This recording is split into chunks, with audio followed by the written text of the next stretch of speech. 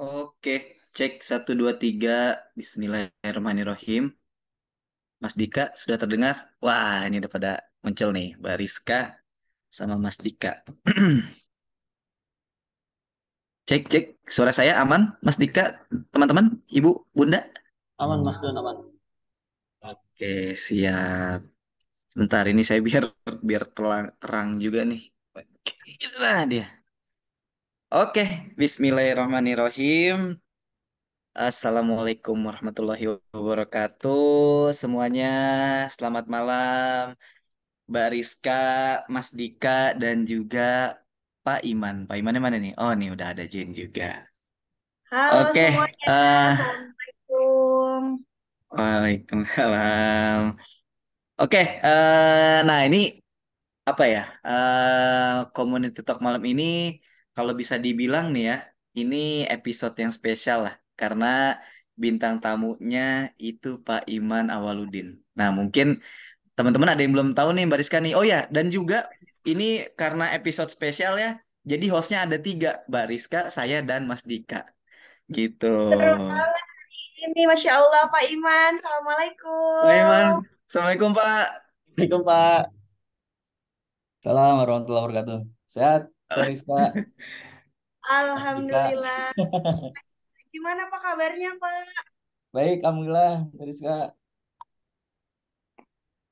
Masya Allah. Ini Ya, teman-teman hari ini pasti kan banyak juga ya teman-teman Toko Rame, apalagi yang udah joinnya dari pertama kali Toko Rame ya, launching tuh. tahun 2021 itu pasti semuanya pada kenal dong ya sama Pak Iman. Boleh dong raise hand yang kangen yang kenal sama Pak Iman siapa Iya, aja nih di iya sini. benar, benar. Saya sendiri pas masuk toko rame kebetulan Pak Iman sudah pindah ke Bandung nih. Jadi kenalannya ya hari inilah sekalian. Nah, kalau teman-teman yang udah kenal dari awal dong pengen Ya pengen boleh cek nih. absen di kolom Ah, komentar. boleh raise hand atau nggak di kolom komentar nih. Siapa nih yang awal-awal Oh, ada Bunda Iip, udah Bunda kenal sama Pak Iip. Iman dari awal termasuk yang awal join juga nih di Toko Rame. Siapa lagi selain Bunda Iip? Ini coba cek-cek selain Pak Bunda Iman di Iip siapa lagi nih? aja atau lagi ada aktivitas nih Pak Iman? Gimana Teriska agak kepotong-potong barusan suaranya? Malam nih di jam segini lagi nyantai atau lagi ada aktivitas sebelum mulai nih tadi? Biasanya sih saya jam habis maghrib ya setelah sholat maghrib di rumah nggak kemana-mana. Jadi hari ini waktu khusus disiapkan untuk toko rame. Wis, Masya mantap. Allah. Pak, ini kan saya juga belum kenal nih Pak, jadi salam kenal ya Pak. Nah, saya tim Sama-sama kenal nih. partnership atau sales sales barunya Toko Ramen nih Pak. Ya, Kalau sama kalau sama Mas Dika, Mbak Rizka mah udah kenal ya Pak ya. iya dari awal kan teman-teman mah bareng saya bangun toko rame. Alhamdulillah. Nah ya, oh ini ada Mas Agil juga nih katanya Pak. Assalamualaikum Pak Iman, sehat-sehat ya Pak. Mas Agil nih, apa Oh, ikut sama join saya juga. ya. Alhamdulillah. Nah, oke sebelum dimulai saya mau info nih Mbak Rizka.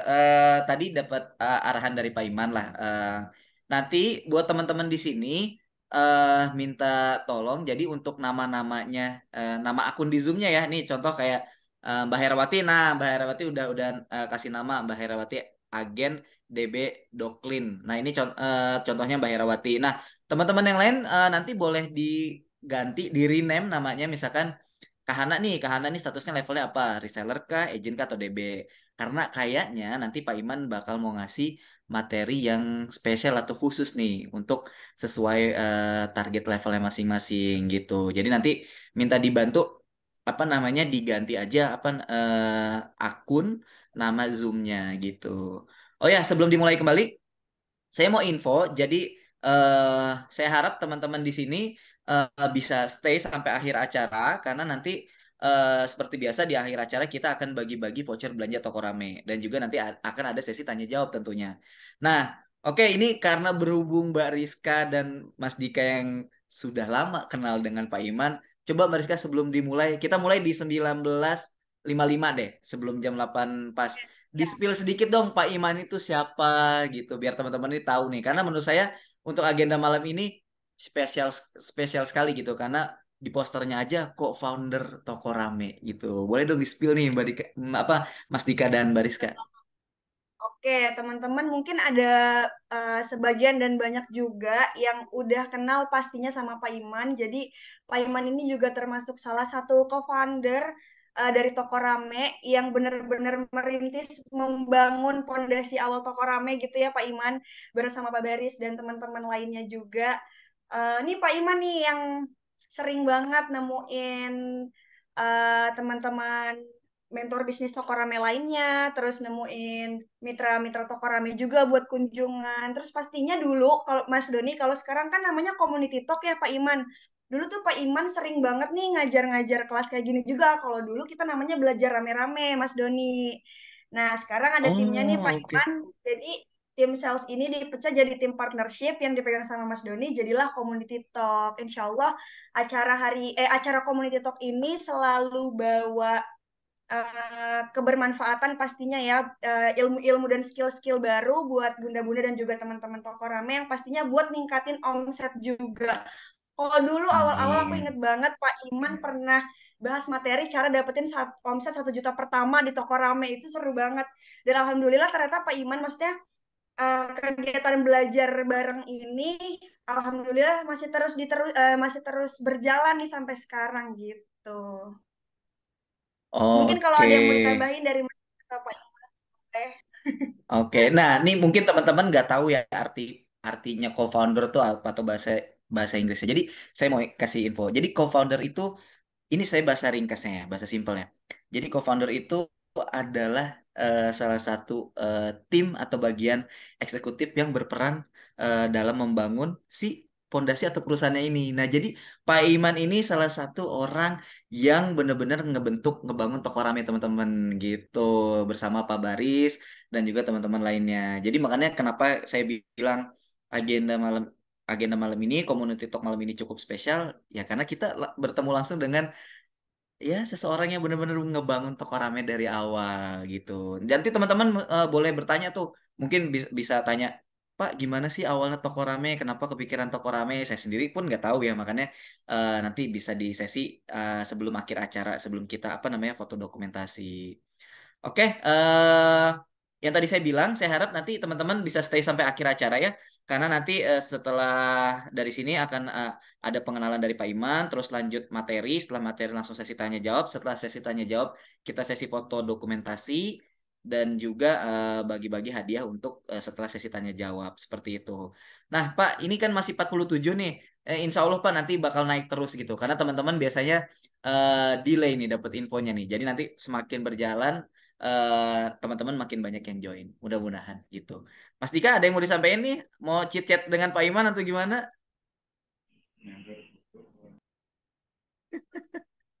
Masih di mute tuh. Apa ya? Aduh, bingung juga nih. Soalnya kaget juga ini Pak. Dulu sempat di ini Pak, jadi di tim gudang sama Mas Yayan. Terus sekarang saya jadi di sama Mas Doni nih sekarang. Udah lama banget kita nggak ketemu Pak. Oh iya iya berarti udah ada pergeseran ya. Iya Pak. Oh, Nah, iya Pak. Jadi Mas Dika sekarang satu timnya sama saya. Bariska ada lagi oh timnya Markom gitu Pak. iya Dan iya saya iya. banyak banyak banyak dapat info dari teman-teman. Oh iya Pak Iman, saya sendiri, oh belum pernah ketemu nih sama Pak Iman sendiri. Akhirnya ada kesempatan di malam ini. Oke, baik. iya kalau misalkan kita masih kunjungan gitu ya, kunjungan mentor atau kunjungan DB, teman-teman tuh masih nanyain kabarnya Pak Iman. Oh iya nih Pak Iman, maksudnya nama Pak Iman tuh harum banget di teman-teman toko rame gitu. Alhamdulillah. Iya. Iya Pak, nanti nanti di ini aja Pak dibantu spill nih. Toko rame tuh ada karena saya juga. Bahasa saya seperti itu. Oke, Siap. baik. Jadi malam ini cukup spesial yang tadi saya bilang karena narasumbernya Pak Iman, co-founder dari Toko Rame, salah satu pendiri Toko Rame dan juga hostnya nih ada tiga nih langsung ada Bariska, Mas Dika dan saya. Eh, untuk mempersingkat waktu, eh, saya serahkan ke Pak Iman untuk bisa memperkenalkan diri dan lanjut untuk menyampaikan materi. Silakan Pak Mangga. Siap. Bismillahirrahmanirrahim. Assalamualaikum warahmatullahi wabarakatuh. Alhamdulillahirrahmanirrahim. Waalaikumsalam. Hari ini saya ketemu lagi Teriska, Mas Dika ya. Kalau dengan Kang Doni ya baru sekarang kenal ya. Kalau dengan Teriska ya Mas Dika dari awal kan gitu ya. Dan ini sebuah kebahagiaan saya bisa hadir di forum Tokorame ini. Nah teman-teman, jadi seperti yang tadi disampaikan, saya ketika ini sedikit mungkin introduction ya, perkenalan lagi kepada teman-teman yang mungkin ada yang belum join di Tokoramenya setelah saya tidak di Tokorame gitu ya. Nah, jadi saya ingat betul waktu itu sekitar bulan Juli 2020 dipanggil oleh ownernya Nibras ya.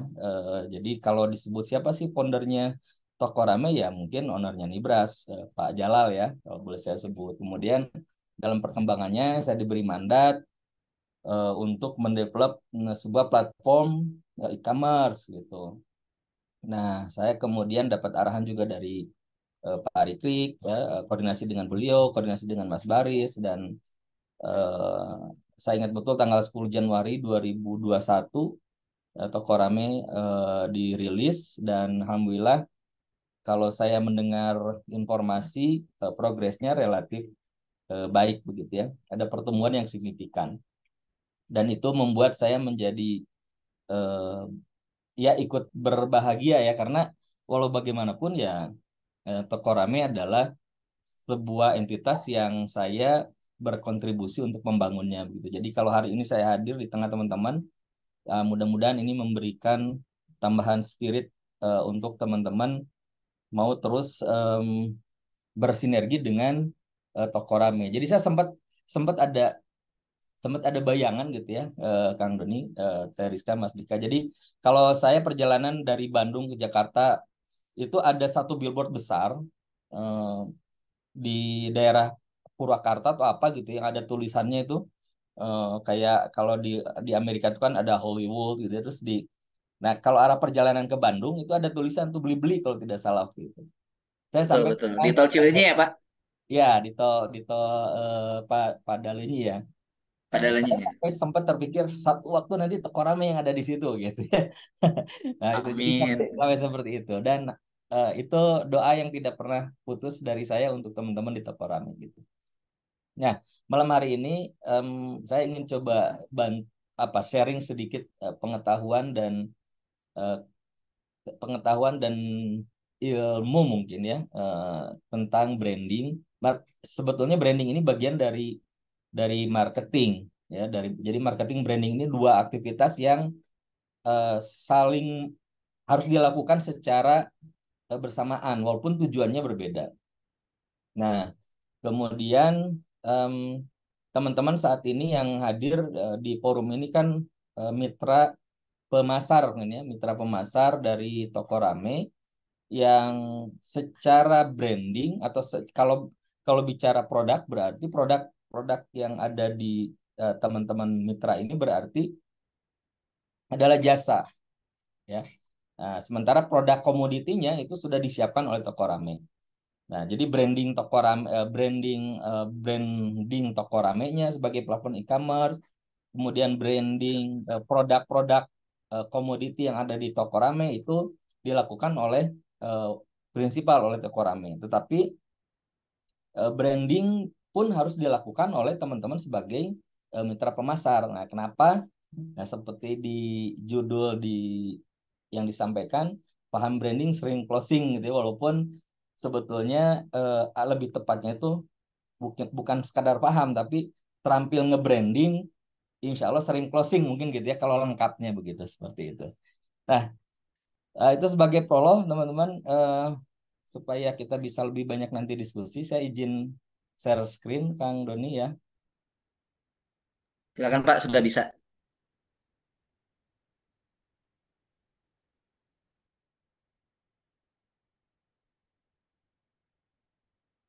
Oke, jadi materi ini juga sempat saya share ketika Mak Muri dan SBO eh, meminta saya untuk bisa jadi salah satu narasumber di komunitasnya beliau gitu ya. Mudah-mudahan juga eh, timnya Mak Muri mungkin ada yang waktu kemarin ikut ya ini hitung-hitung ngulang gitu ya. Hitung ngulang. Kalau belum ya ini sebagai tambahan informasi baru gitu. Teman-teman, jadi kalau misalkan ada kalau kita membaca judulnya gitu ya, paham branding sering closing, ini ada korelasi betul. Jadi kalau kalau kita eh, sudah bisa ngebangun brand kita, nge-branding istilahnya gitu ya, maka kecenderungan kita untuk bisa sering closing itu menjadi sangat besar gitu ya. Nah, kenapa hal itu bisa terjadi? Kita coba masuk dulu ke definisi closingan ya. Closingan jadi sering itu eh, karena apa sih gitu ya. Nah, ini kan kalau ada pertanyaan seperti ini mungkin jawabannya jadi banyak. Cuma saya ingin masuk dalam konteks bagaimana kita bisa merangkul atau mendapatkan konsumen. Jadi closingan itu kalau dalam konteks kita mendapatkan konsumen, maka itu ada dua hal yang memungkinkan eh, kita jadi sering closing. Yang pertama, konsumen yang sudah berinteraksi atau sudah menjadi pembeli, ya calon konsumen yang sudah menjadi pembeli di toko rame dengan perantaraan proses marketing yang kita lakukan, itu kemudian menjadi pelanggan. Ya, jadi ada orang calon pembeli setelah di approach kemudian dia membeli, kan itu berarti jadi konsumen. Nah, setelah dia menjadi konsumen satu kali, itu kemudian tidak bisa lepas dari kita sebagai penjual atau pemasar gitu. Jadi dia akan terus repeat order, terus beli produknya yang sebulan biasa hanya satu dua produk, kemudian bisa menjadi beberapa produk yang biasa sebulan spend money-nya atau mengeluarkan uang belanja ke kita katakanlah 200.000 naik jadi 500.000 gitu ya. Nah, kemudian yang kedua adalah kita selalu punya konsumen baru gitu. Nah, dengan dua hal ini ya, kita membuat konsumen menjadi pelanggan, kemudian kita menambah konsumen baru, maka closingan akan jadi sering gitu. Nah, sebelum sebelum lanjut saya ingin tanya dulu ke teman-teman eh, kalau boleh tahu ya, boleh disampaikan di chat.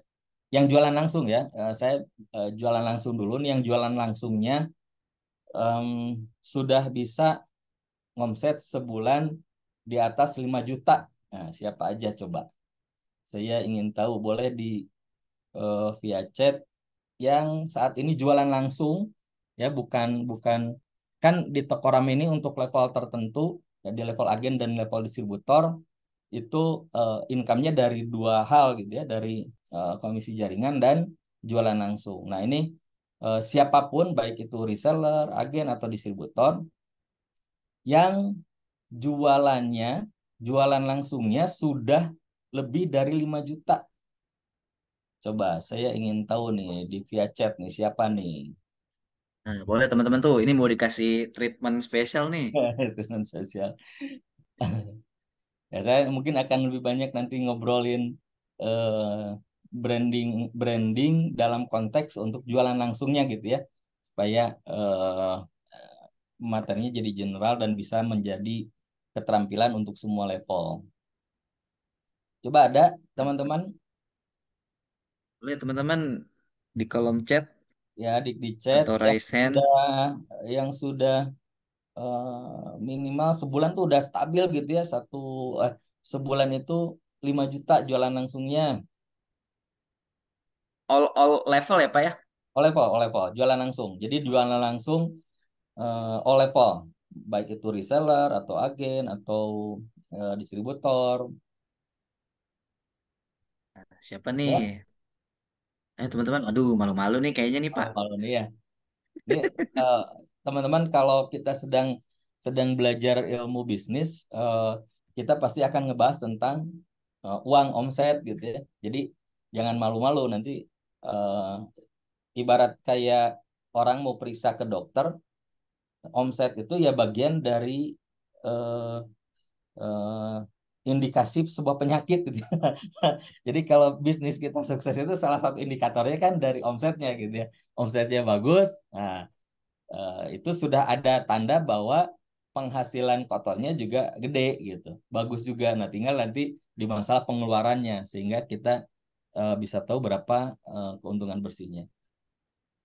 Oke, karena belum Boleh ada nih. ya saya skip dulu. Ya Padahal di sini mudah-mudahan ada Pak Desi, ada Omom, Bunda Hera, ada Bunda Tia nih yang omsetnya gede-gede banget nih, Masya Allah. oh, ada ya diteriskan ya datanya. Oke, Ada.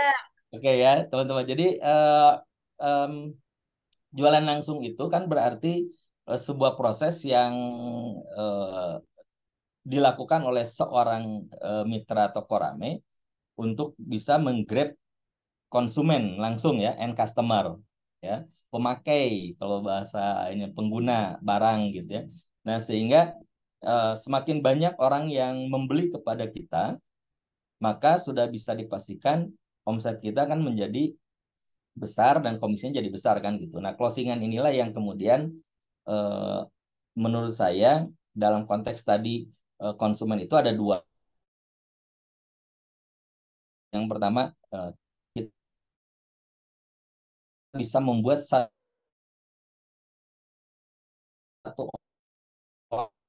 orang konsumen itu menjadi pelanggannya menjadi karena mengeluarkan uang belanja bulanannya di toko Rame itu sebulan katakanlah 1 juta ya teman-teman bayangkan teman-teman punya 50 orang aja gitu ya 50 orang yang sudah terkoneksi dengan teman-teman sebagai pemasar atau penjual di toko Rame dan dia mengeluarkan uangnya belanja melalui kita sebulan 1 juta berarti 50 juta tuh gitu ya. Nah, tinggal hitung kan gampang kalau ngitung komisinya di toko Rame ya.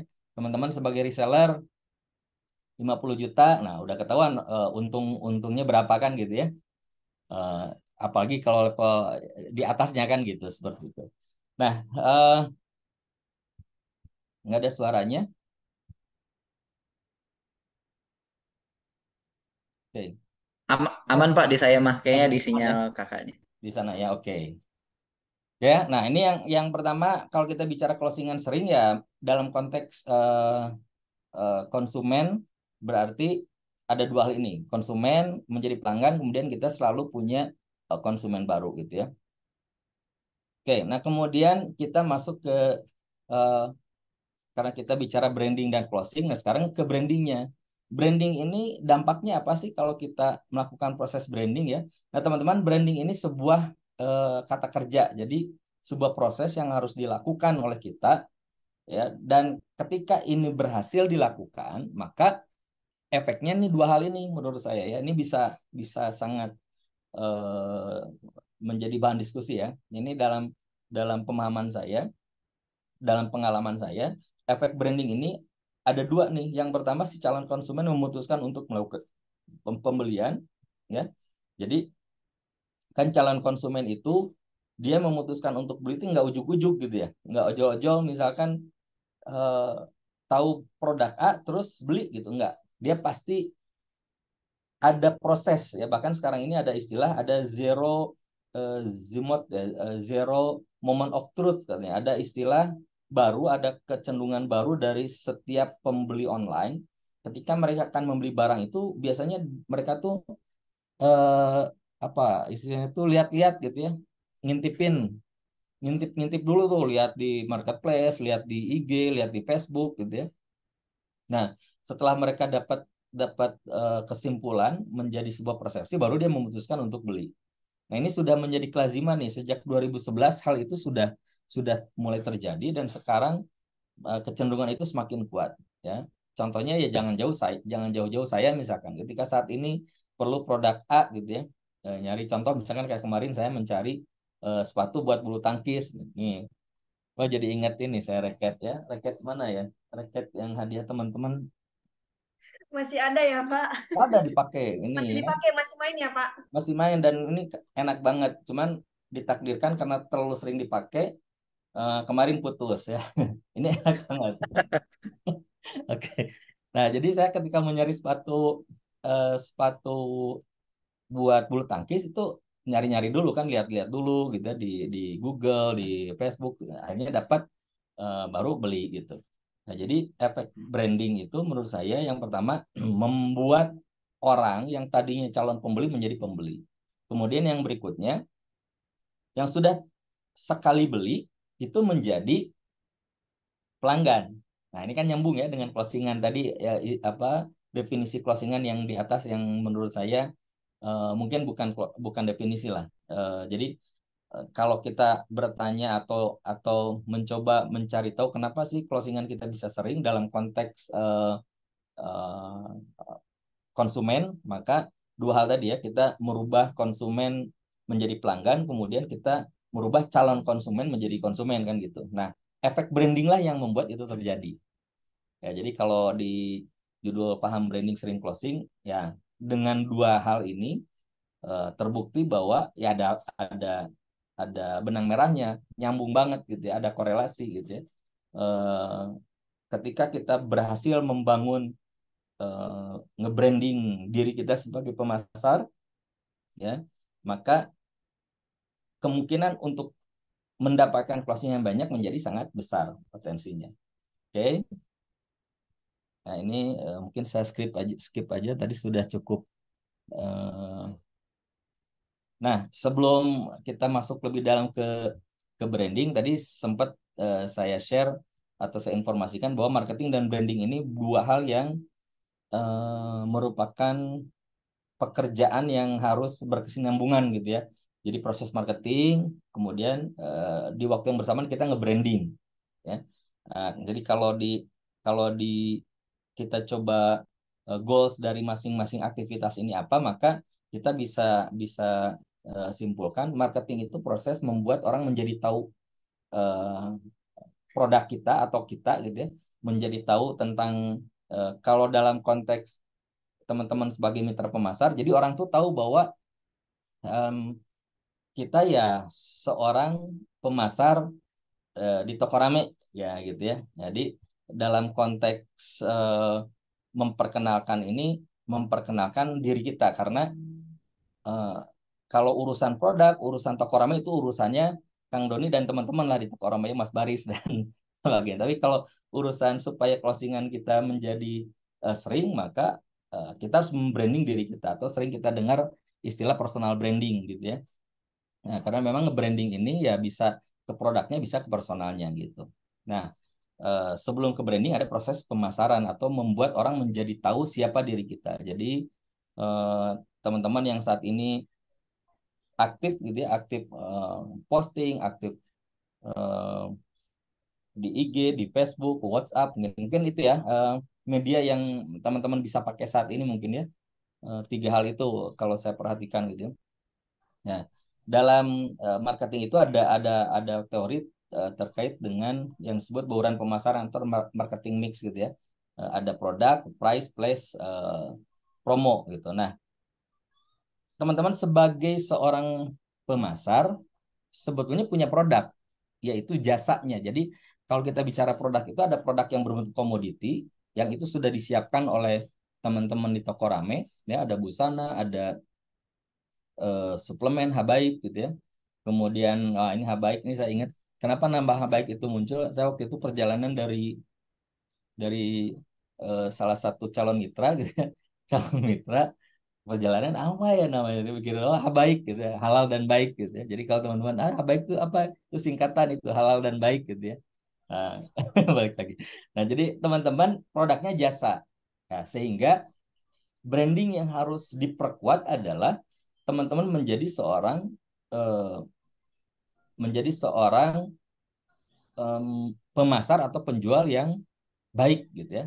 Nah, jadi dalam konteks pemasaran kan tadi sebelum kita masuk branding itu harus ada proses pemasaran dulu. Nah, pemasaran ini konteksnya atau tujuannya supaya orang menjadi tahu siapa kita. Ya, tapi tidak cukup tuh hanya sekedar tahu. Nah, maka proses yang berikutnya baru baru disebut proses branding, ya. Nah, jadi kalau ada pertanyaan nih, branding itu pengetahuan atau skill? Nah, ini boleh boleh bantu jawab. Mudah-mudahan sudah bisa lebih aktif lagi, sudah tune in teman-teman. Ada yang bisa ikut berkontribusi gitu ya. Nah, kira-kira kalau kita sebut branding, ini bentuknya itu pengetahuan atau skill sih yang akan lebih bermanfaat untuk bisnis teman-teman sebagai mitra di toko rame. Nah, coba. ya, ada yang pengetahuan, ada yang skill. Wah, ini belum apa-apa sudah ada perbedaan begini ya. Pengetahuan, skill, oke. Ada skill, ada pengetahuan, ya. Oke, teman-teman, prinsipnya sih ya memang branding ini ada pengetahuannya, kemudian kita dituntut untuk menjadi terampil. Tetapi ketika kita bicara tentang bagaimana closingan bisa sering, bagaimana branding kita menjadi lebih oke, maka yang menjadi penting adalah skill, ya. Pengetahuan oke, harus tahu, tapi yang penting adalah skill. Jadi poinnya adalah setelah teman-teman malam ini mungkin dikenalkan gitu ya dengan istilah branding lebih dalam, mungkin kalau kenal atau dengar mah sudah sering ya branding branding gitu. Nah, malam ini lebih agak dalam. Nah, teman-teman kemudian mempraktekannya gitu ya. Nah, karena kalau hanya sekadar pengetahuan saya jamin tidak akan berdampak apapun gitu. Jadi ibarat kayak orang nyetir mobil ya. Yang lebih penting ketika orang nyetir itu bukan pengetahuan tentang ada dashboardnya di mana, rem di mana, tapi keterampilan nyetirnya dia kan gitu ya. Nah, itu analoginya kurang lebih seperti itu. Nah, jadi kalau ada pertanyaan branding itu knowledge atau skill? Ya, branding ada bisa kita ketahui dalam bentuk pengetahuan, tapi juga yang paling penting adalah branding harus menjadi sebuah keterampilan gitu. Oke, kita lanjut nanti kita bisa diskusi. Nah, ini contoh juga nih. Jadi kalau misalkan nih kan mungkin banyak mama nih yang hadir ya di malam hari ini. Ini kalau kita memakan sebuah masakan ya, menurut teman-teman yang akan lebih dinilai lebih baik orang yang pinter, yang banyak ilmu atau banyak resep yang dia tahu gitu ya. Misalkan masakan A, wah dia resepnya tuh detail banget tahu gitu. Atau orang yang terampil atau chef yang terampil meramu semua bumbu-bumbu. Ya, jadi dia tahu satu resepnya dia nggak tahu banyak. Jadi si A misalkan tahu 100 resep, kemudian tapi masaknya pas ngeramu teh ya gitu-gitu aja. Tapi kemudian ada satu chef yang lain dia mungkin resep yang dia tahu hanya 10 gitu. Tapi ketika dia bikin itu kemudian dicobain itu selalu enak gitu.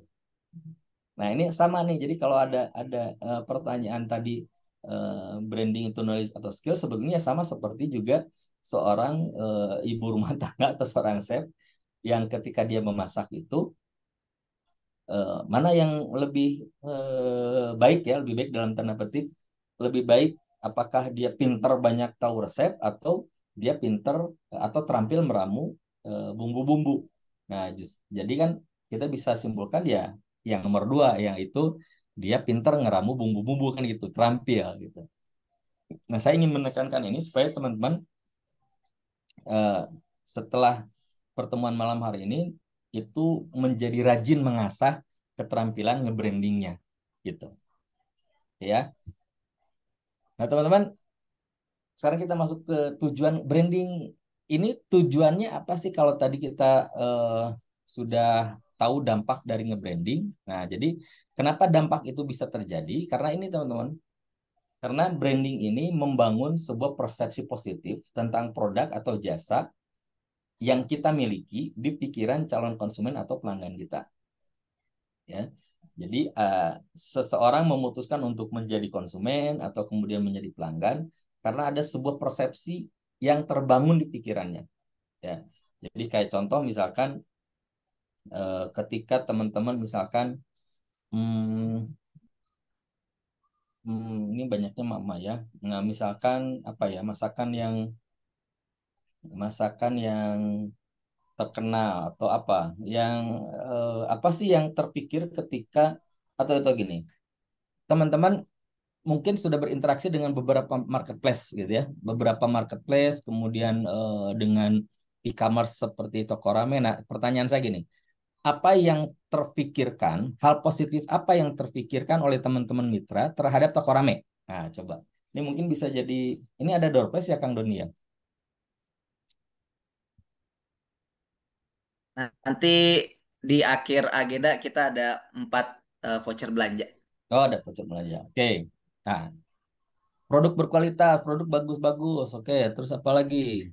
Dropship, oke. Apa yang terpikirkan lagi? Hal positif ya.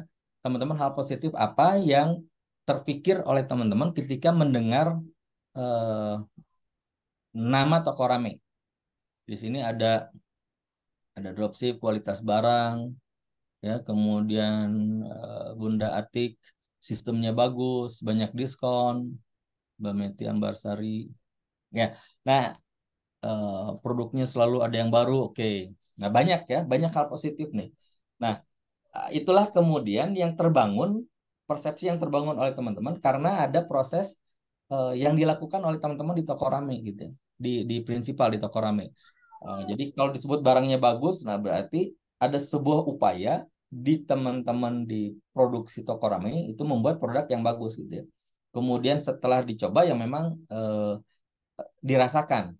Jadi si calon konsumen atau pemasar merasakan pengalaman, oh iya ternyata betul nih produknya, sorry, setelah dia dapat produk, oh ternyata bagus. Nah sehingga ketika mendengar toko rame, terbangun sebuah persepsi positif, pokoknya barang yang dirilis oleh toko rame itu selalu yang terbaik. Nah gitu.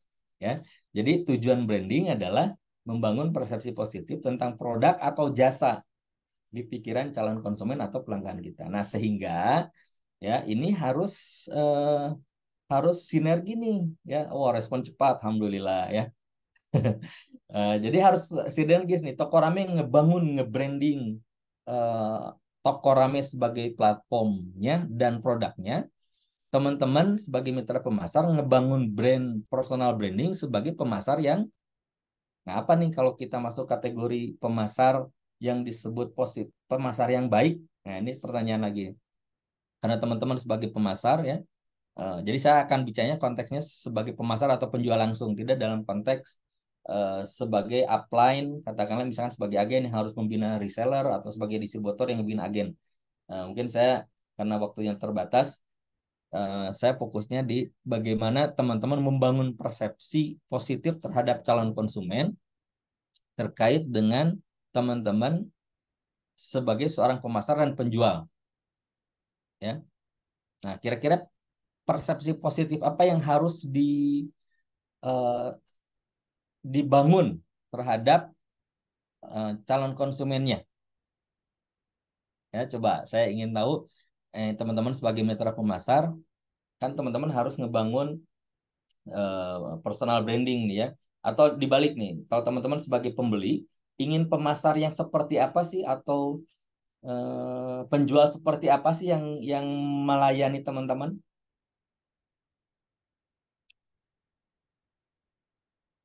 Ramah, pas respon, baik dan ramah dalam melayani walaupun cuma tanya-tanya, terpercaya. Nah, oke. Nah, ya. Nah, sudah banyak nih beberapa parameter ramah, pas respon. Nah, tinggal kan nanti kita jabarkan nih ramah dalam konteks teks chatting di WhatsApp itu seperti apa. Nah, ini kan jadi beda-beda ya.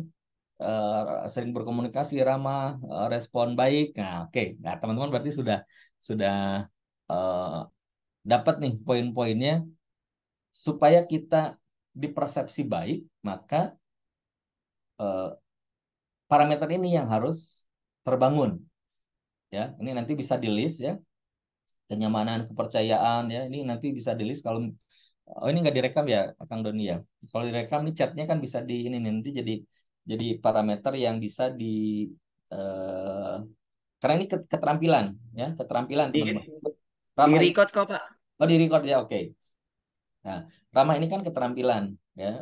Bagaimana kita ngechat yang bisa dipersepsikan ramah di WhatsApp ya, mungkin sering pakai emoticon gitu ya, dan seterusnya. Oke, balik lagi. Jadi tujuan branding membangun persepsi positif tentang produk atau jasa di pikiran calon konsumen. Nah ini harus dicatat betul oleh teman-teman.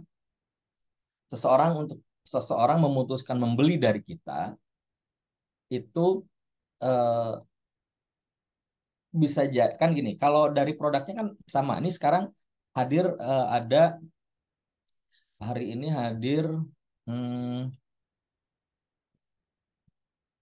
ada 94 ya, dikurangi saya dan teman-teman dari toko rame, berarti ada 90 orang pemasar. Ya, berarti kan produknya bisa jadi sama. Ya bisa jadi list temen yang ada di Facebooknya juga sama beririsan ya. Kalau karena teman-teman saya perhatikan ya, sebagian besar melakukan proses pemasarannya di Facebook, IG gitu ya. Kalau WhatsApp mungkin bisa jadi beda gitu ya. Nah, apa yang membuat orang menjadi mau membeli dari kita? Nah, inilah yang eh, harus kita bangun ya. Tadi kan sudah ada ramah, kenyamanan, kepercayaan, respon cepat dan sebagainya gitu ya. Nah, semakin kita punya, semakin persepsi kita sangat positif di pikiran calon konsumen atau di konsumen kita, maka sudah bisa dipastikan kita akan menjadi seorang pemasar yang eh, akan sering dapat closingan gitu ya, akan sering dapat closingan gitu ya. Oke, jadi tujuan branding membangun persepsi positif tentang produk atau jasa. Ini harus digarisbawahi, dan persepsi ini tidak akan ujuk-ujuk terbangun, pasti harus ada proses yang dilakukan ya. Oke. Nah, jadi tadi seperti yang saya sampaikan, subjek dari branding ini ada dua, ada produk ya. Produk itu ada komoditi dan service ya. Kemudian yang berikutnya juga personal, marketer atau seller. Nah, ini subjek dari proses branding ya. Jadi teman-teman saat ini posisinya adalah sebagai personal atau marketer, seller gitu ya, yang sehingga produk yang teman-teman dalam tanda petik jual gitu ya, atau apa bahasanya kan, kalau produk produk komoditinya sudah jelas ada, tetapi sesuatu yang menjadi subjek proses branding ini ya teman-temannya, personal brandingnya. Karena kalau produknya ya, fashionnya, sepatunya, makanannya, itu yang nge-brandingnya adalah toko rame. Jadi teman-teman tinggal nge-share aja gitu ya. Tapi yang harus teman-teman upayakan secara maksimal adalah bagaimana personal branding teman-teman itu sesuai tadi yang disampaikan oleh teman-teman, ada ramah dan sebagainya, itu jadi nempel tuh di pikiran setiap calon konsumen atau di konsumen yang sudah berinteraksi dengan teman-teman. Ya, ini subjeknya. Nah, kemudian eh, kalau kita kalau kita ditanya lagi, kenapa sih si konsumen itu jadi punya persepsi? Ini pasti karena ada dua hal ini. Yang pertama, informasi yang diterima ya. Nah, jadi tadi proses marketing, makanya marketing dan branding ini bagian yang tidak bisa dipisahkan. Jadi ada proses bagaimana kita menginformasikan eh, sesuatu hal gitu ya, ada objek yang diinformasikan, akhirnya orang jadi eh, tahu, kemudian karena sering berulang-ulang, akhirnya akhirnya timbul sebuah persepsi. Ya, teman-teman, mungkin untuk yang generasi Gen X sudah tidak pernah lihat iklannya ya, tapi dulu kalau sorry, generasi milenial nggak pernah lihat iklannya. Tapi kalau misalkan saya sebutkan, kayak Teriska, permen Kopiko suka, tahu nggak Teriska? Tahu. Tahu. Kok. Nah, kalau kalau dengar Kopiko, biasanya ke belakangnya apa tuh? Ada Kopiko, ada tagline di belakangnya apa? Pernah? Bikin apa sih? Gak ngantuk bukan ya? Nggak ngantuk. Gantinya kopi ya bener. Katanya kopi. Beda beda zaman. Udah zaman ya, udah zaman kan Oh, Doni udah nggak terlalu jauh. Ya, jadi iklannya dulu itu ya, iklan atau informasi yang disampaikan itu oleh Pak Subiakto, Kopiko itu ada tagline di belakangnya, gantinya ngopi gitu ya. Iklannya kan orang yang nundutan apa, eh, apa nundutan teh, Ngantuk, ngantuk, ngantuk. kantuk kantuk di bis gitu ya. Dari sekarang udah nggak pernah lihat iklannya ya. Nanti boleh googling.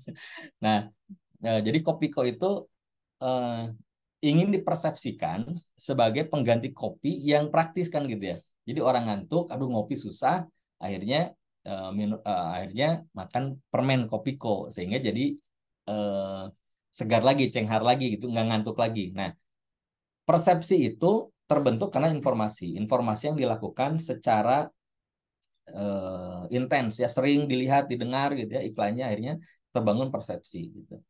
Nah, yang kedua berdasarkan pengalaman. Ya, jadi setelah dapat informasi, oh akhirnya dia memutuskan nih, oke, misalkan tadi case-nya Kopiko gitu ya, atau baju toko rame, misalkan gamisnya gitu ya, pas di informasi awal si calon konsumen itu tahu misalkan ada gamisnya, ada upper work yang di baju yang laki-laki gitu ya, si emak-emak atau ibu-ibu atau istri itu ngebeliin buat suaminya gitu ya, ngelihat gambarnya oke, begitu dibeli ternyata bagus, enakan, pas dipakai oh enakan nih, terus si uh, uh, suaminya itu ketika make, wah iya enakan nih mah misalkan gitu ya.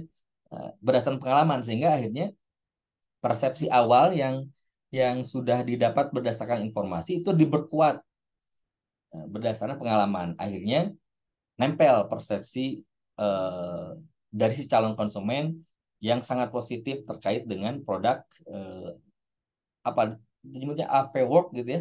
Avework kalau tidak salah, saya suka lihat iklannya juga. Nah itu, jadi ketika orang punya persepsi pasti karena dua faktor ini. Yang pertama dia dapat informasi awalnya, kemudian mendapatkan pengalaman. Ya. Dari situ akan muncul persepsi. Nah, dan persepsi inilah yang membuat dia memutuskan untuk bisa terus menjadi pelanggan. Ya, kalau dalam konteks teman-teman eh, sebagai mitra pemasar, maka dia tidak akan beli produk toko rame dari orang lain kecuali dari teman-teman. Gitu ya. Dari teman-teman yang hadir malam ini. Kenapa? Karena tadi ramah, fast respon, tidak jutek kalaupun nanya-nanya gitu ya. Tadi banyak tuh parameternya yang disebutkan oleh teman-teman. Nanti bisa dirangkum dan itu dilatih ya, dilatih oleh teman-teman bagaimana bisa ramah dalam konteks dalam proses chatting gitu ya. Karena ada orang yang ketika dia ngebales chat terkesan itu jutek gitu ya. Padahal aslinya ramah. Tapi ada sebaliknya yang aslinya ramah, sorry, yang aslinya jutek, tapi ketika ketika ngebalasnya tuh kayak yang ramah banget gitu ya. Ada tuh. Saya pernah ngalamin ada waktu ya kerja di waktu di Nibras kalau nggak salah gitu ya. Jadi ada si mitra itu yang mempersepsikan orang eh, itu jutek banget gitu. Padahal aslinya ramah. Tapi sebaliknya ada yang eh, orang itu aslinya jutek tapi ketika ngejawab tuh ramah banget ngejawab chat gitu ya. Nah, ini bagian dari proses latihan dari teman-teman ya. Oke, balik lagi ke materinya. Jadi persepsi calon konsumen atau pelanggan terbentuk karena dua hal ini. Nah, ini udah 8:30 ya, kita percepat. Nah, alatnya apa? Alatnya kata-kata, foto, video kalau sekarang gitu ya. Kemudian kalau pengalaman. Jadi kalau bicara tentang informasi tadi ya, bagaimana informasi itu bisa nyampe kepada calon konsumen dan membentuk sebuah persepsi, maka kata-kata, foto, dan video alatnya. Kemudian kalau bicara tentang pengalaman ya berarti dari sisi produknya, dari servisnya gitu ya, dari interaksi. Nah, ini yang harus dibangun ya. Oke. Nah, ini kalau kita mau masuk ke sedikit ke agak prosesnya, ya, proses nge-branding itu seperti apa? Berarti yang pertama subjeknya. Kita tentukan subjeknya. Tadi kita subjeknya adalah kita sebagai pemasar, ya pemasar di toko rame. Parameternya apa saja? Nah tadi tuh yang yang yang sudah disebutkan oleh teman-teman. Ramah, fast respon, apalagi ya tadi banyak ya. Uh, gantinya ngopi ada. Ambil saja kopi kok gantinya ngopi ya. Respon cepat, ramah, berkualitas, jujur, amanah, bisa dipercaya. Ini pentingnya jujur, amanah, bisa dipercaya, kenyamanan, kepercayaan. Nah, ini jadi parameter ya. Jadi ketika kita melakukan proses branding, yang pertama harus kita lakukan adalah subjeknya. Subjeknya kita. Nih sudah subjeknya kita sebagai pemasar di toko rame, sebagai seller di toko rame. Parameternya apa tadi? Parameter atau eh, goals dari proses branding ini adalah kita harus dipersepsikan ramah, dipersepsikan pas respon, dipersepsikan dipercaya dan seterusnya. Yang terakhir kemudian objeknya siapa? Si calon calon orang atau orang yang menjadi target yang dibentuk persepsinya siapa? Ya. entah saudara, atau teman, atau siapapun. Sehingga nanti cara pendekatannya tadi berdasarkan cara komunikasi atau fotonya atau video dan lain-lainnya itu disesuaikan dengan targetnya. Ya, ini masih sangat teoritis dan perlu pengalaman. Tapi dua hal yang di atas saya pikir ini sudah jelas ya. Yang pertama tadi subjeknya kita sebagai pemasar di toko rame. Yang berikutnya parameternya ya. Dan juga tadi sudah disebutkan. Nah, ini saya punya contoh sedikit. eh, Contoh sedikit. Ini nggak apa-apa berarti sampai jam berapa ya, Kang Doni? Ini kayaknya Nggak satu apa-apa, Pak. lanjut ya. Mengikuti aja, Pak. Siap, siap. Oke. Jadi saya dulu tuh tahun 2007 saya pernah buka konter pulsa. Ya, saya buka konter pulsa. Nah, walaupun saya belum tahu ilmu branding waktu itu, tapi saya sudah melakukan proses branding. Jadi saya selalu melengkapi produknya. Jadi kalau yang sejaman dengan saya gitu ya, yang usia 40-an ke atas itu pasti tahu tuh ada dulu itu eh, kalau sekarang mungkin udah jarang orang isi pulsa gitu. Kalau dulu karena belum ada kuota, belum ada BlackBerry, jadi pulsa. Ya ada Telkomsel, ada Mentari, ada Indosat gitu ya. Kemudian ada XL, itu tiga merek yang paling tertinggi waktu itu. Nah, saya tuh melengkapi tuh semua operator itu lengkap di counter saya. Ya, baik yang elektrik maupun yang kartu. Nah, nominalnya juga lengkap mulai dari yang 5 sampai yang 100 itu semuanya ada ya. Kemudian eh, saya memilih waktu itu pakai chip masing-masing ya. Jadi bukan all operator. Jadi ketika orang beli pulsa di tempat saya, orangnya tuh masih ada di depan saya, pulsanya udah masuk ya, cepat. Jadi yang pertama lengkap, kemudian cepat. Kemudian yang ketiga, saya menyiapkan kembalian yang berapapun uang konsumen itu eh, selalu ada kembaliannya. 100.000 pasti ada kembaliannya gitu ya. Jadi tidak pernah tuh ada kejadian calon konsumen yang uangnya 100.000 terus saya bilang, Pak, Bu, ada uang kecil nggak gitu. Ini nggak ada kembalian gitu. Nah, nggak. Saya selalu siapkan kembalian ya. Kemudian eh, saya selalu buka lebih awal dibanding dengan counter pulsa yang lain. Jadi kalau orang lain misalkan counter pulsa yang lain jam 8 gitu ya, setengah 9, jam 9, saya jam 7 udah buka. Tutup orang lain sudah tutup jam 9, saya jam 10 baru tutup. Ya. Kemudian ada hadiah. Ada hadiah kalau orang beli kartu perdana di tempat saya akan dapat teh botol. Nah, akhirnya terbentuk tuh sebuah persepsi dari konsumen ya. Lengkap, cepat, selalu ada kembalian. Ketika mereka perlu pagi-pagi bisa dapat karena sudah buka. Ketika mereka malam-malam juga tiba-tiba perlu emergency juga masih tersedia. Sehingga alhamdulillah sejak buka tahun 2007 awal sampai 2010 ya, sebelum kemudian harganya diacak-acak dalam tanda petik oleh operator, itu penjualan di konter saya itu nggak pernah turun. Jadi selalu setiap bulan naik. Ya, nah ini contoh kasus saya mempraktekkan proses branding walaupun waktu itu belum tahu ilmunya ya tahun 2007. Tapi setelah saya lihat oh ternyata yang saya lakukan waktu itu adalah proses branding. Ya karena branding itu eh, dilakukan harus terus-menerus gitu ya supaya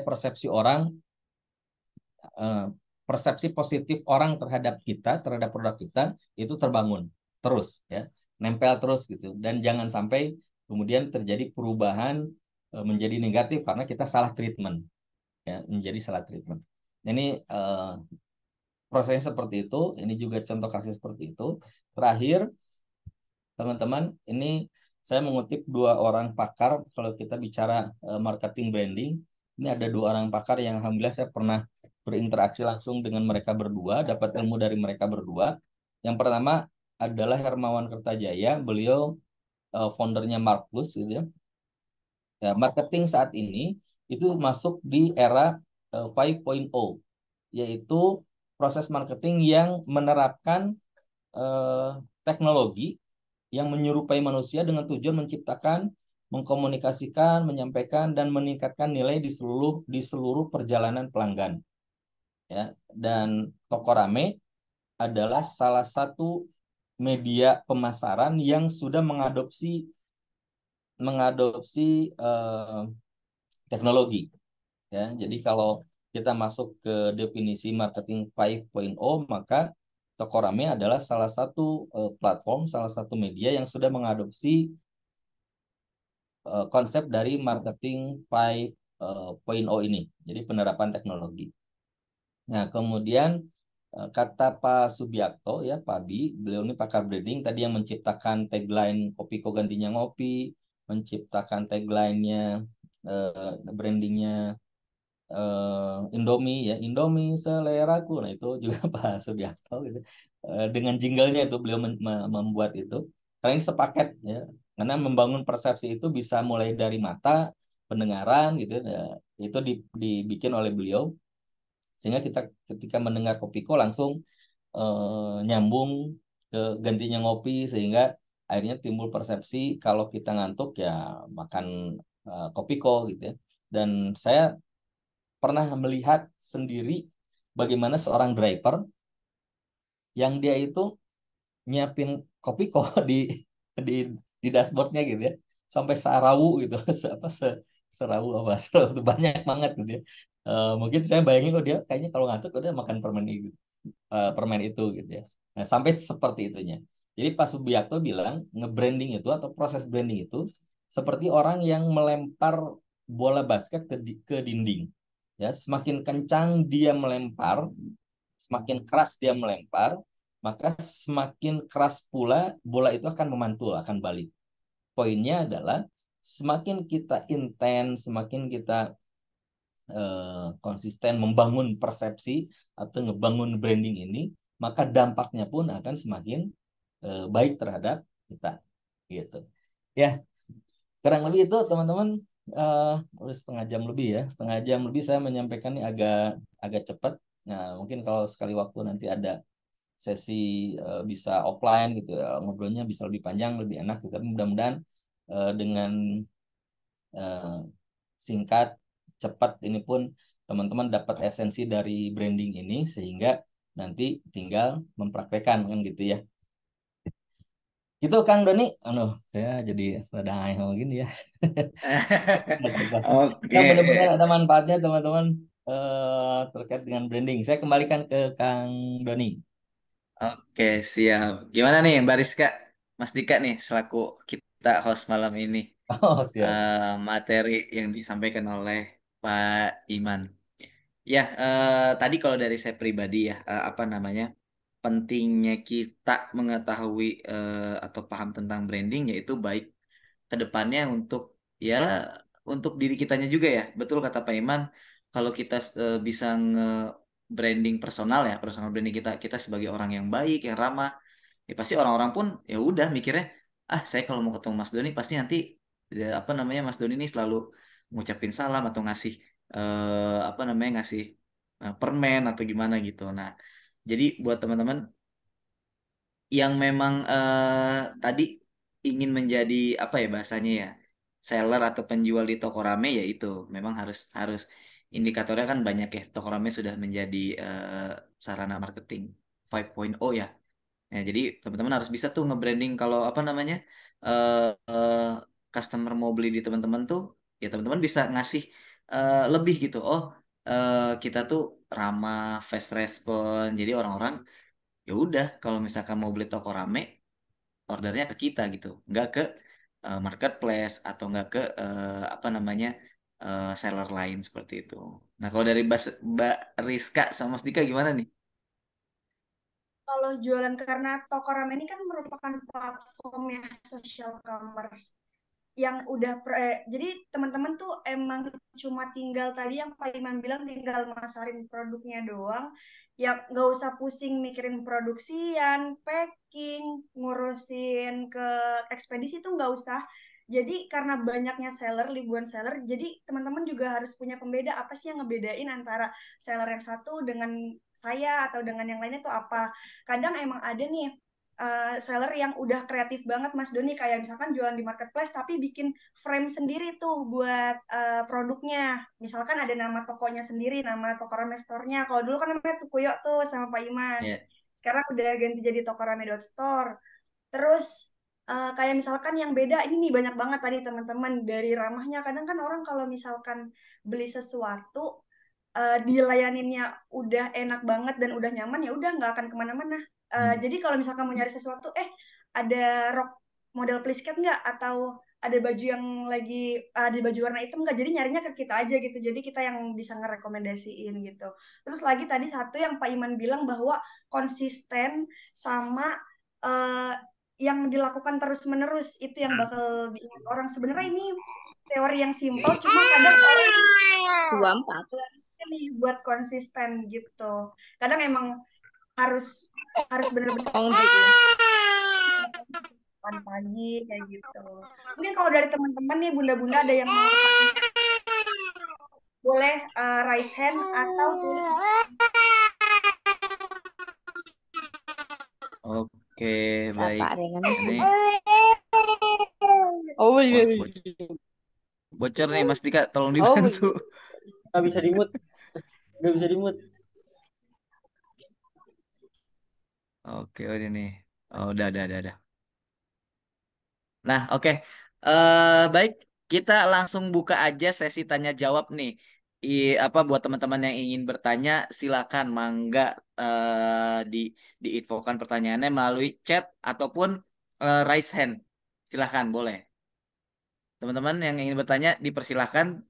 Ini langsung loh dengan Pak Iman, co-founder Toko Rame loh, yang nge-build Toko Rame, Pak Iman nih. Teman-teman, kalau masih ada yang penasaran atau ganjel, Pak, kenapa Toko Rame sistemnya share link, atau misalkan kenapa sistemnya layer gitu kan, ada reseller, agent atau distributor. Silakan nih.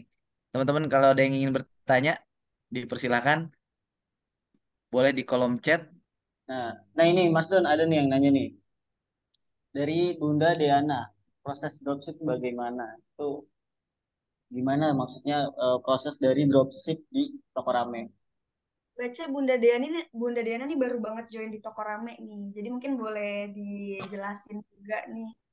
Atau lebih gampangnya, Bunda bisa ini nyalain mic-nya nih biar lebih jelas. Oke, oh oke siap. Ini dibantu sama Pak Iman atau kita aja nih yang jawabnya nih Pak? Siap, saya bisa jawab juga ya. Jadi teman-teman ini ya, dan ini nyambung dengan pertanyaan Kang Doni tadi. Jadi kenapa sih konsep toko rame ini seperti yang ada sekarang gitu ya? Dan saya lihat sekarang tampilnya sudah keren banget gitu ya. Udah alhamdulillah progresnya luar biasa menurut saya gitu ya. Tampilnya sudah oke. Saya nggak tahu kalau dari si speed performa si platformnya gitu ya.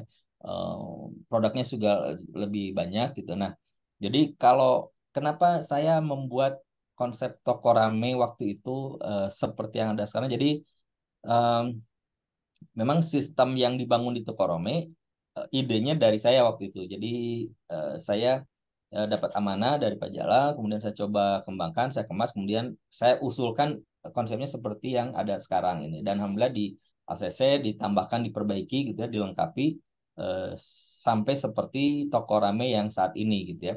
Nah, jadi toko rame ini eh, sistemnya itu saya mengadopsi dari beberapa sistem bisnis. Yang pertama adalah sistem bisnis distributorship di offline ya.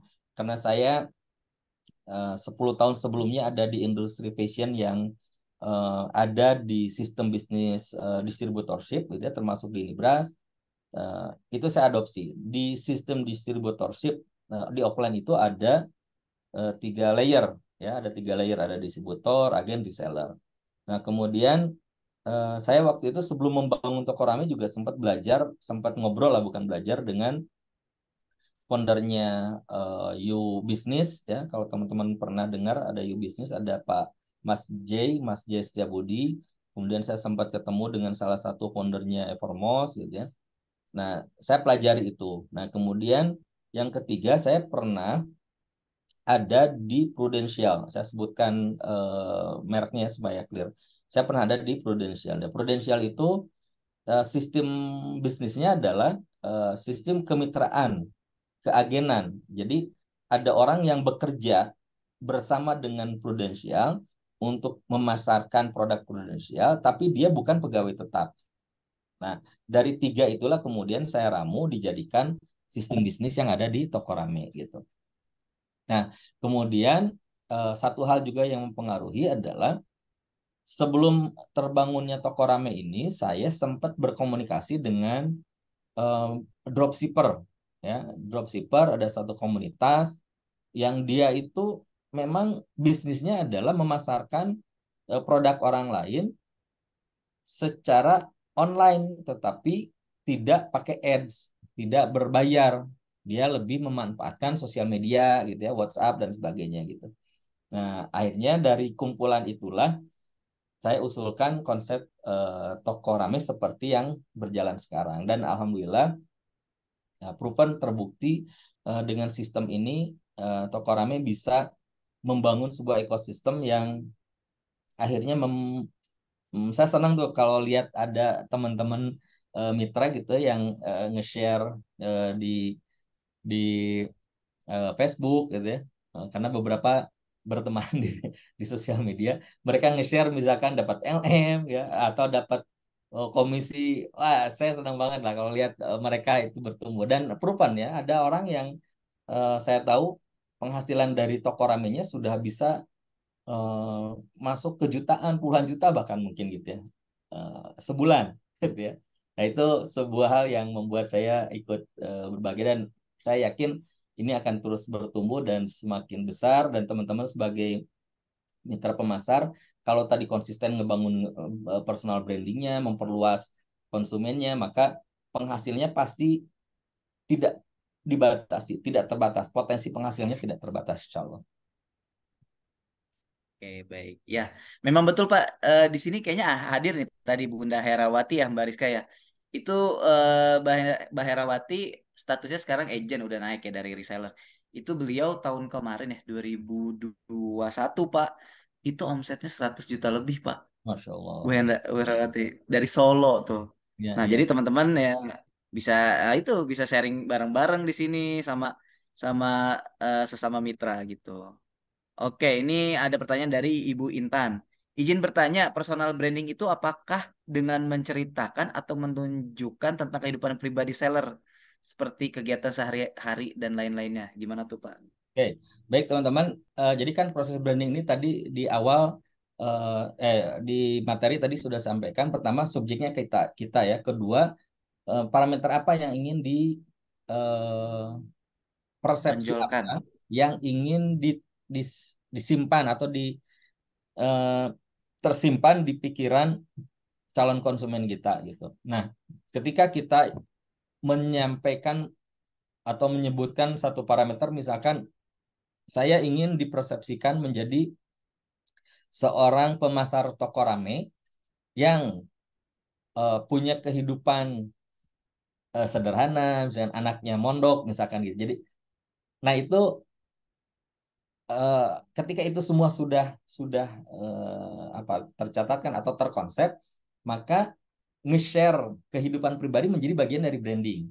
Ya, jadi contoh saya lah misalnya, saya itu ingin dipersepsikan menjadi seorang bapak yang berbisnis, kemudian ingin anaknya itu nanti jadi penghafal Quran, misalkan gitu. Sehingga saya tuh suka sekali-kali, ya sekali-kali nge-share kegiatan saya ketika jenguk anak di pondok, misalkan gitu ya.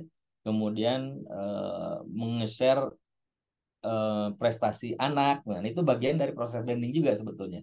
Ya, dari situ harapannya adalah tadi persepsi positif kan gitu ya, bahwa saya seorang ayah yang berbisnis, punya anak yang mondok gitu. Nah, itu kan persepsi positif yang ingin kita bangun. Nah, sehingga menceritakan kehidupan pribadi itu bagian dari proses branding, hanya ya mungkin perlu difilter aja gitu ya. Dan memang juga dalam proses eh, berkomunikasi di sosial media, kalau kita seringnya jualan, orang pasti males tuh lihat lihat lihat postingan kita kan gitu ya.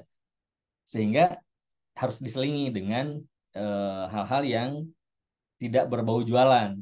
Nah, tinggal nanti dikemas persepsi apa yang ingin dibangun, gitu ya.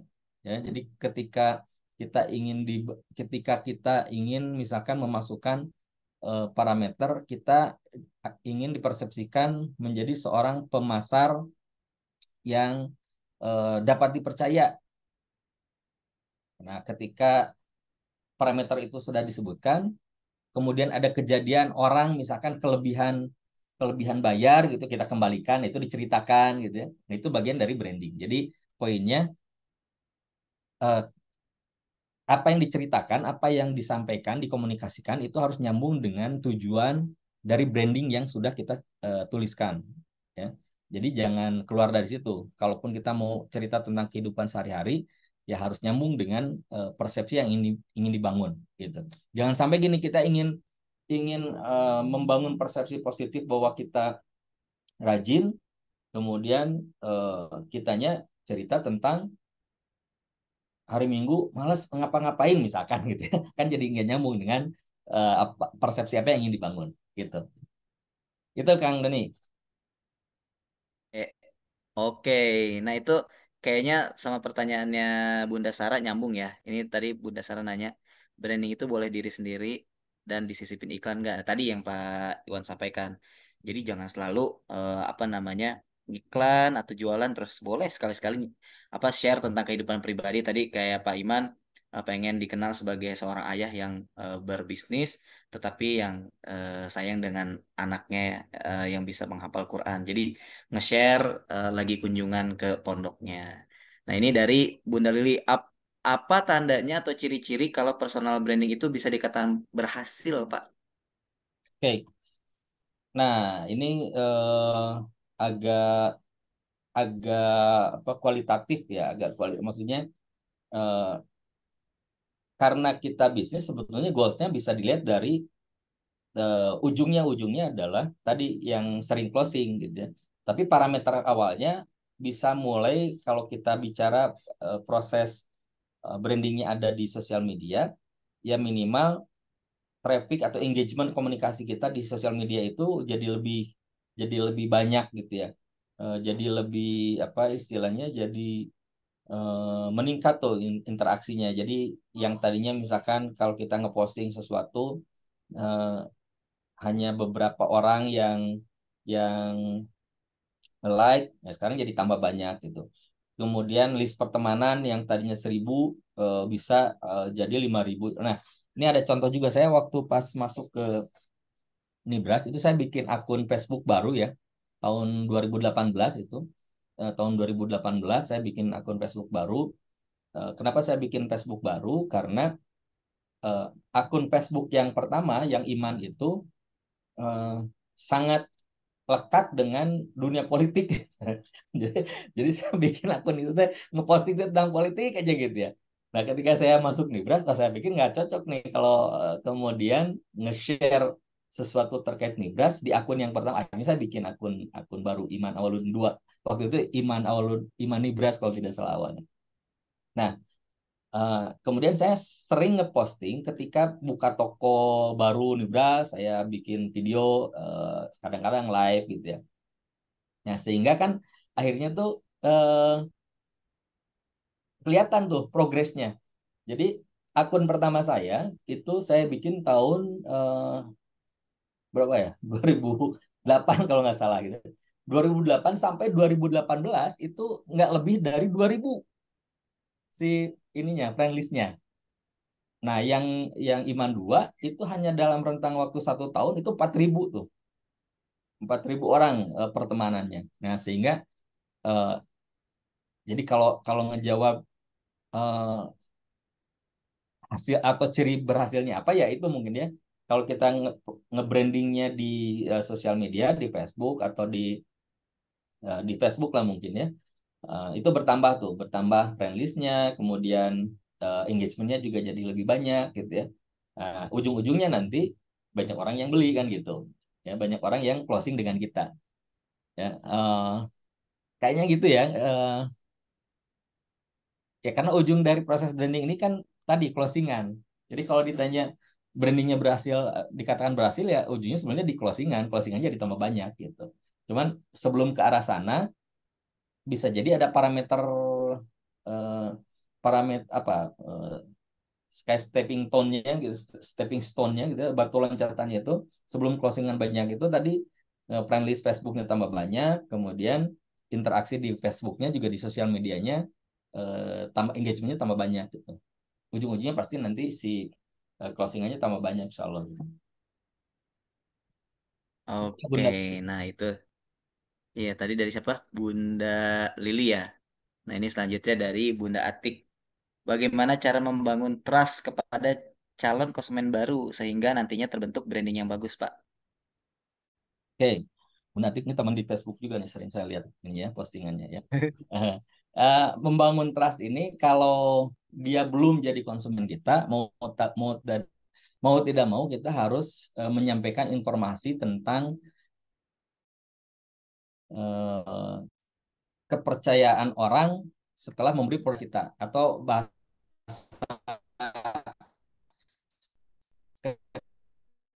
supaya percaya, ya mau tidak mau kita harus menunjukkan bahwa kita sudah melayani banyak orang, ada testimoni gitu.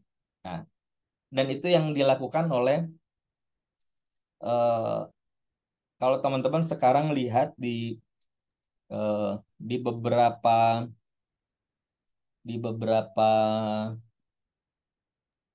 e-commerce ya, kan ada rating ya. Kalau saya misalkan mau nginap di Traveloka kan ada rating tuh. Kalau tidak salah di Tokopedia sudah ada juga ya rating di produk ya, Kang Doni ya, Teriska ya.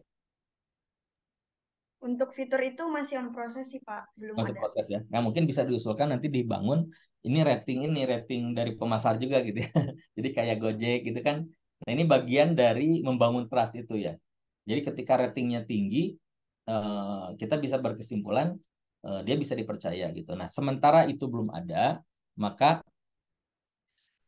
kita harus memunculkan informasi terkait dengan testimoni konsumen kita, Bunda Atik gitu ya. Jadi misalkan Bunda Atik melayani satu orang konsumen, minta informasi kalau sudah nyampe barangnya, kemudian eh, respon positifnya apa, nah itu di-share gitu ya. Dicerita aja dalam storytelling, dalam bentuk cerita aja gitu ya, diceritakan ini barangnya sudah nyampe gitu. Kemudian eh, terlihat si pelanggan kita itu eh, happy gitu ya dengan produk yang diterimanya, dengan pelayanannya. Itu akan membangun persepsi positif terkait dengan kepercayaan dari calon konsumen gitu. Nah, ketika mereka berinteraksi dengan kita langsung, maka kepercayaan itu harus diperkuat gitu dengan kita melakukan yang lebih baik daripada yang sudah ditestimonikan oleh si konsumen kita sebelumnya gitu. Sehingga persepsi awal yang masih bersifat apa informatif itu menjadi experience, akhirnya jadi tambah kuat gitu. Itu kurang lebih Bunda Antik. Oke. Oke. Ya Nah, betul tadi Pak, memang testimoni tuh kayak lebih banyak ada aktivitas juga di sosial media kita ya Pak Iman. Jadi kalau misalkan banyak aktivitas nih kayak kemarin atau hari ini kita ngapain itu kan orang juga jadi, oh ini ada loh ternyata ini penjual benar kayak gitu ya. Betul, betul, betul. Dan ya, Oke. betul, itu salah satunya betul. Jadi terus membangun. tadi Hmm, gimana Kang Dodi mangga? ya, sorry, mau ini Pak mau nambahin tadi kalau untuk fitur rating memang di toko Rame untuk produk sama seller belum ada. Tetapi kalau untuk fitur rating best seller, best agent, best distributor itu udah ada di aplikasi Pak. Gitu. Ya, ya.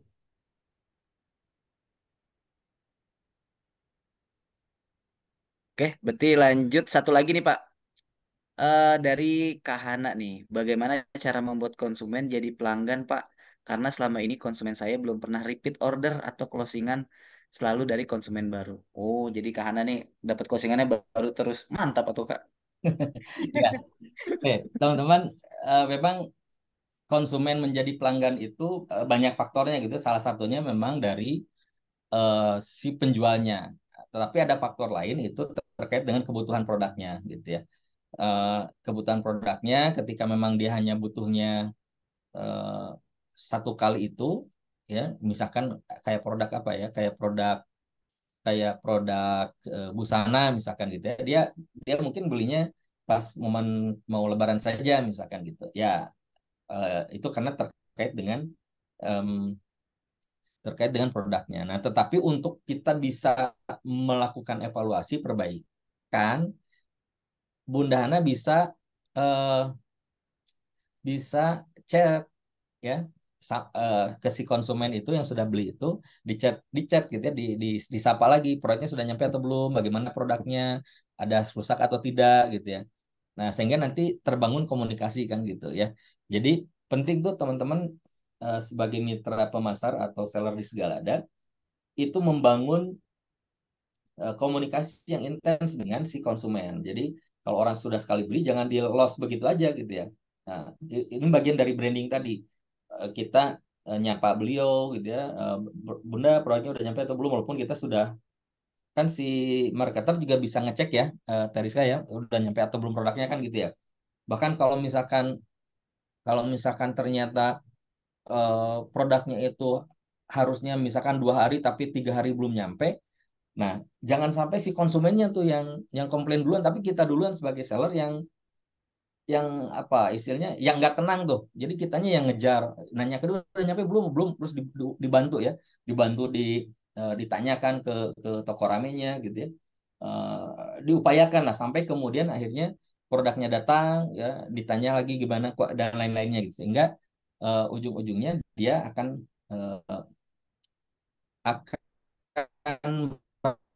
merasa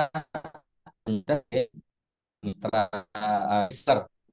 sebagai pemasar di toko ramen. Jadi em, kalau ini kenapa nih nggak ada yang repeat, tidak ada yang jadi pelanggan, mau tidak mau nih sekarang Bunda Hana tuh harus mau nanya sekarang ini ya, tanya ke yang bersangkutan, prosesnya belum, ukurannya enggak, sudah oke enggak, ukurannya sudah sesuai atau enggak gitu. Jadi ya komunikasi dari situ, eh, kalau sudah sangat dekat bisa nanya tuh, nanti barangkali ya, sehingga kita gitu. Kalau Oke, listnya Sudah itu bisa nah. diketahui nggak ya, Teresa saya? Sudah Pak, tapi cuma di-read. Nah, mungkin tadi lanjutan Pak Iman kalau aku boleh nambahin sebagai wujud bonding juga sama sama customer kita nih Kak Hana. Mungkin kalau misalkan kan udah saling save nomor misalkan di WhatsApp gitu ya. Boleh saling komen-komen status gitu ya. Misalkan nggak usah ngebahas produk deh atau ngebahas aktivitas sehari-sehari aja gitu. Karena kalau misalkan kita udah ngerasa diperhatiin, ngerasa kayak oh di notice gitu kadang itu bisa ngebangun keterikatan juga biasanya gitu sih. Iya Yes, betul. benar banget, benar banget, Terus benar. sebenarnya ada sisi positifnya juga nih, Bariska nih. Kalau Kak Hana bilang dapatnya pelanggan baru terus, berarti dapat database baru terus dong ya. Ya. Iya Bisa betul. bisa share ke bisa share ke saya nih, kita prospek nih Kak nih. Oke, itu tadi terakhir ya. Ini satu lagi nih. Ini Mas saya jawab aja lah, Kak Ai Soleha. Apakah produk toko rame boleh dijual marketplace? Boleh, Ibu. Ini kayaknya Ibu baru join ya. Boleh dijual di marketplace. Apa namanya untuk menjual kembali produk toko rame. Oke, Pak. Ini sekarang kita gantian nanya ke teman-teman. Kita ada 4 voucher belanja toko rame senilai 30.000. Ini nanti dari Mas Dika, Mbak Rizka, saya dan Pak Iman itu kita kasih pertanyaan balik ke teman-teman. Oke, Mas Dika dulu, silakan kasih pertanyaan ke teman-teman. Oke, siap. Terima kasih nih Mas Dun. Oke, ini kalau misalnya teman-teman yang tadi nyatet, yang paham, maksudnya yang ngeliatin, eh, pasti tahu nih jawabannya apa. Tadi di awal slide, kita kan ngebahas tentang branding proses. Nah, ada 3 proses. Nah, itu apa aja tuh disebutin tuh? 3 branding proses. Yes. Nah, boleh tuh. Siapa nih yang mau tanya, yang mau jawab boleh Aku boleh mau jawab. hand raise. Oh, boleh siapa tuh tadi? Siapa? Aku. Oh, Kak Neneng ya, Bunda Neneng. Silakan. Boleh di Branding di ini dulu proses ya. in ya, info dulu dari mana domisili levelnya apa? Saya agennya Pak Dedi. Oh, silakan silakan, Bu. Branding proses ya Pak. Ya, Itu branding kan proses. ada 3. Tentukan subjeknya, tentukan parameter persepsi, tentukan objek. Ah, Gimana Mas Dika? mantap. Eh, Betul ya? ya. Ada 3 tadi, tentukan subjek, tentukan parameter persepsi, dan tentukan objek. Oke, Bunda, siapa Neneng ya tadi? Nanti bisa konfirmasi untuk voucher belanjanya ke, voucher, ya dapat vouchernya, konfirmasi ke admin-admin toko rame. Oke, selanjutnya siapa nih? Mau Bariska dulu atau saya dulu? Boleh, aku dulu. Silakan, Eh, Bariska. Tadi aku mau ngulang lagi yang tadi Pak Iman tanyain, tapi ini pendapat pribadi dan boleh on apa namanya dinyalain juga suaranya ya, jangan lewat komen. Apa sih persepsi teman-teman tentang toko rame? Boleh sebutin 5 persepsi bunda-bunda tentang toko rame. Ayo, on mic dan on cam ya, hand raise. Jadi nggak lewat chat nih. Ayo Boleh, siapa? siapa nih mau jawab? Oke, Kak Kak Hana. Hana, silakan. Kenalin dulu dari mana, terus levelnya apa nih? Nama saya Hana dari Tangerang, resellernya Makmuri. Oke, silakan. Persepsi tentang toko rame, yang pertama itu dropship, yang kedua nggak pakai modal, yang ketiga udah ada aplikasi yang memudahkan, yang keempat sistemnya jelas, dan yang kelima semua informasi udah ada di dalam satu aplikasi. Mantap. Is. Oke, terima kasih Kak Sama Kak. Oke. Nah, ini Mas Don. eh dari saya nih, sebelum terakhir Pak Iman. Dari saya masih simpel pertanyaannya, ini di luar konteks materi Pak Iman. Kapan pertama kali Toko Rame berdiri dan Pak Iman join di Toko Rame? Intinya kapan Toko Rame berdiri nih? Toko rame launching pertama kali ya. Launching pertama. Nah, ini Bunda Yanti. Silakan. Kalau Bunda Yanti salah nanti ke Bunda Iip. Silakan. 10 Januari 2021. 2021.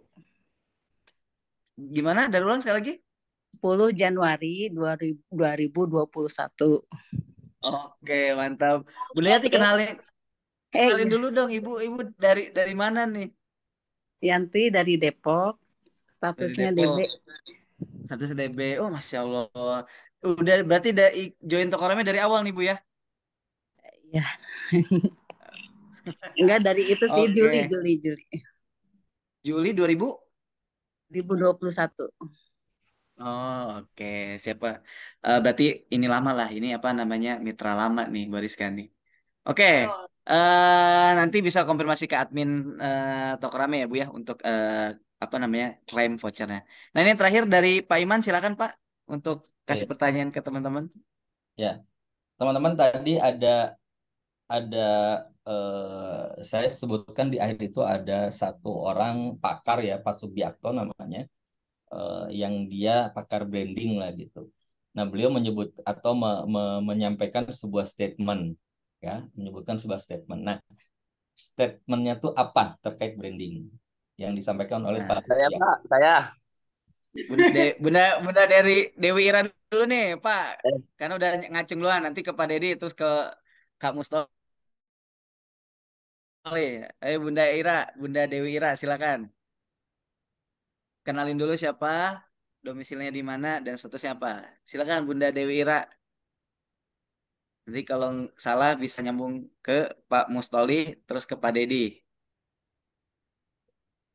Halo, Bunda Dewi Ira. Apa nih? Branding menurut Pak Subiakto.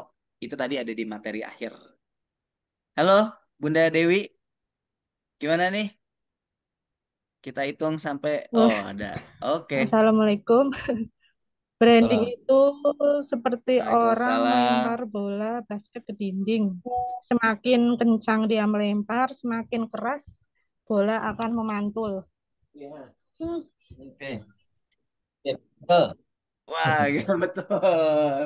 Oke, mantap. Berarti mau perhatiin nih Bunda Dewi Ira. Boleh dikenalin dong Bu, Oh Ibu iya, dari mana nama saya domisilinya, terus Dewi statusnya Ira apa nih? dari Pekalongan, statusnya agen dari Oh, oke. Join distributor Toko Rame. Umi Resti. Join Oh, Mirasti. Join Toko Rame. 2000 2021. Lupa tak Oh, oke. bulannya. Wah, ini pemain lama juga. Berarti sempat ketemu Pak Iman kali nih. atau gimana? Belum pernah ketemu offline sih. Oke, baik. Di mana nih? Pak Dedi, maaf nih, kalah cepet, Pak. Nah, oke tadi terima kasih buat teman-teman Siap. tadi buat Bunda Dewi Ira, terus tadi ada siapa lagi tuh yang jawab dari pertanyaannya eh saya, Mas Dika dan Bariska nanti bisa konfirmasi ke admin Toko Rame. Baik Pak, kita sebelum penutupan ada sesi dokumentasi dulu nih Pak. Jadi saya minta izin ke teman-teman buat on cam kita untuk foto sesi bareng-bareng untuk dokumentasi. Silakan teman-teman boleh on cam. On cam. Nah, biasanya kalau sesi foto mau banyak nih Bariska nih. Iya betul, baru pada muncul ya. Bunda Julia tuh nih nggak jawab pertanyaan nih. Biasanya jawab pertanyaan terus nih.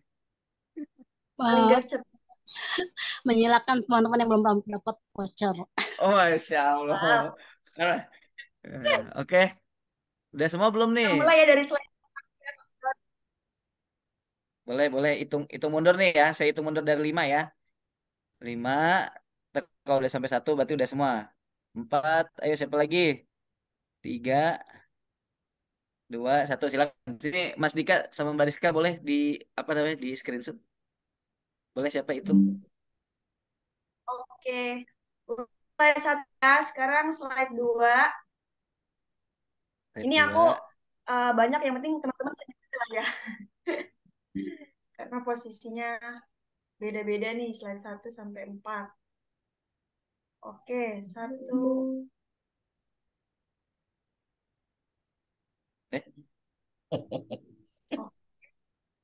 Gimana Mas Dika udah dapat semua? Ini kan Ini jadi kok jadi share screen? Ini share screen siapa nih? Itu Mbak Rizka, share screen. Oh, sorry.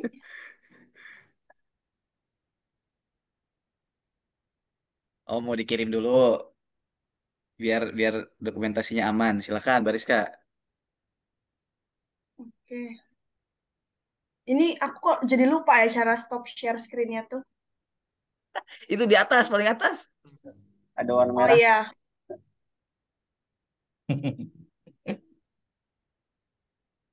Sebelah mana Ini sih Mas? Ada paling atas layar. di atas layar, tengah-tengah. Stop sharing, samping warna hijau. Nggak ada loh, adanya resume. Ada. kursornya harus di Gerakin kursornya. sorry gerakin ke atas.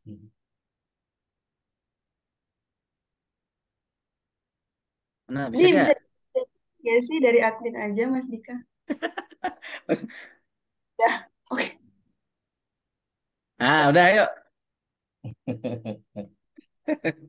Maaf ya semuanya, ya ampun.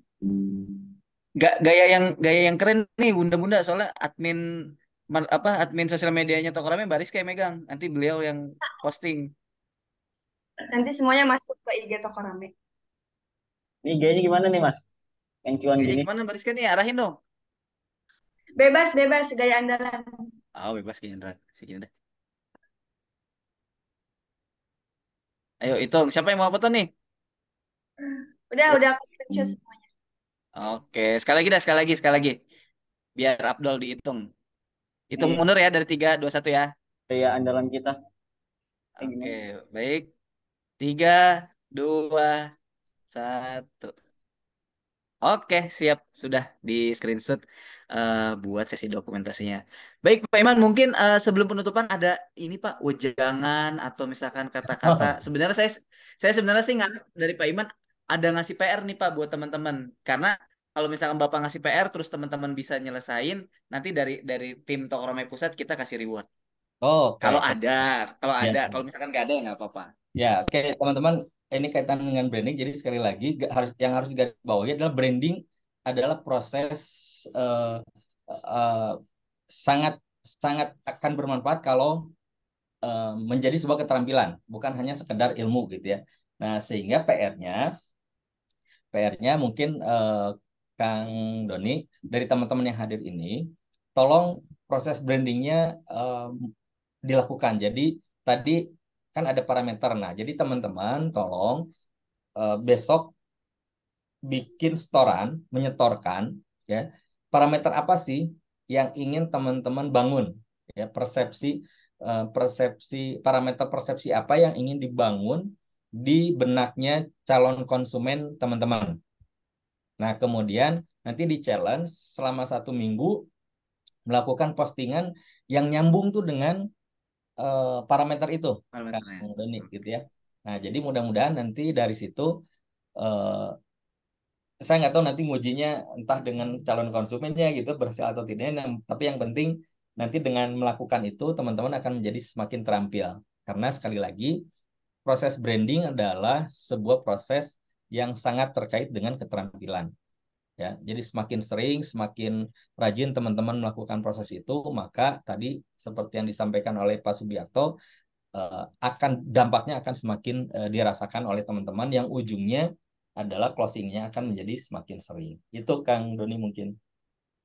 Oke, siap. Baik, Pak. Nanti saya rangkum untuk perihal PR dan challenge-nya. Nanti bisa saya share di grup mitra. Nanti insya Allah kalau sudah jadi si challenge-nya, nanti akan saya kondisionalkan, share di grup regional, dan nanti kita kasih reward untuk teman-teman yang berhasil menjalankan challenge-nya. Oke, baik. Sebelum penutupan lagi, tadi dari Pak Iman ada wejangannya, ada kata-katanya dari Bariska atau Mas Dika sebelum penutupan. Cukup?